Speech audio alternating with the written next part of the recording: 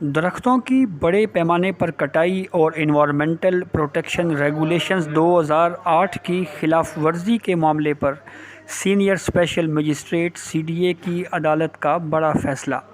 Ghori town کے CEO Chaudhry عثمان کو مجموعی طور پر 3 سال قید کی سزا سنا دی گئی۔ ملزم کو 1.5 ارب روپے جرمانہ اور 1 ارب درخت لگانے کا بھی حکم دیا گیا۔ عدالتی فیصلے کے بعد ملزم کو کمرۂ عدالت سے پولیس نے گرفتار کر لیا۔ کیس کی سماعت سینئر اسپیشل مجسٹریٹ CDA اسلام آباد کی عدالت نے کی۔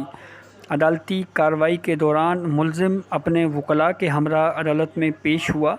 عدالت نے پہلے اس کیس کا فیصلہ محفوظ کیا جو بعد میں سنایا گیا۔ عدالت نے اپنے فیصلے میں قرار دیا ہے کہ ملزم کی قید کے دوران GM غوری ٹاؤن CEO کی ذمہ داریاں ادا کریں گے، یعنی جتنا عرصہ CEO چودھری عثمان جیل میں رہیں گے ان کی قید کے دوران GM غوری ٹاؤن کی ذمہ داریاں انجام دیں گے۔